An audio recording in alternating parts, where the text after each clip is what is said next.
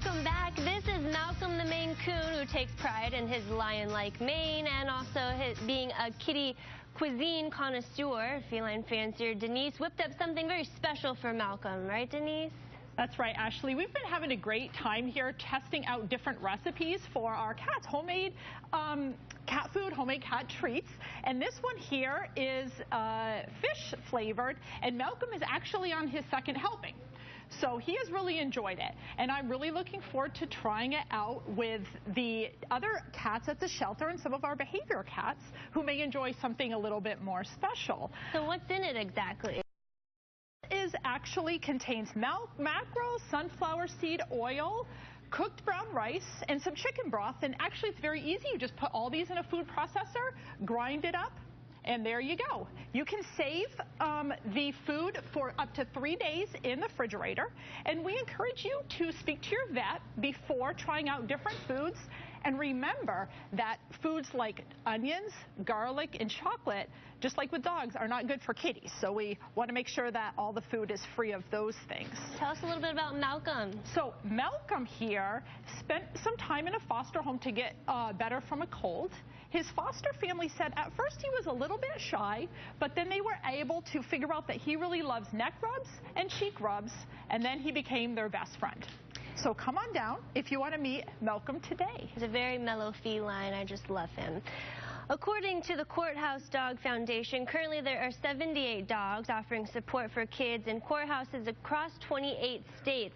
So what exactly is a courthouse dog, you ask? Well, these awesome puppers are professionally trained to assist crime victims and witnesses during criminal investigations and trials. The dogs provide kids with comfort, support, and confidence while testifying on the stand. Pretty cool. Now, more than half of the animals that arrive at the Arizona Humane Society are in need of medical treatment, and so it was with Snickers here, who was found injured on the streets.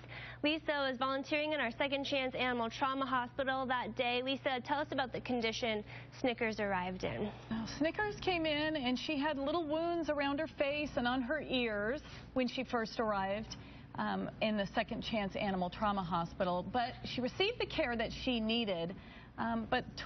Sadly, in 2016, there were 12,260 animals in Maricopa County that could not get the care that they needed because they were stray or homeless and had no owner to provide for them. So luckily, the Second Chance Animal Hospital is there for all of these stray and homeless pets of the Maricopa County, and Snickers is just one of those that benefited from our care. She's a staff favorite, and I'm surprised Jim hasn't already taken her home, but she's long-legged, she's 25 pounds, she loves to give kisses, and she's going to make somebody a wonderful hiking partner, and she's also quite affectionate.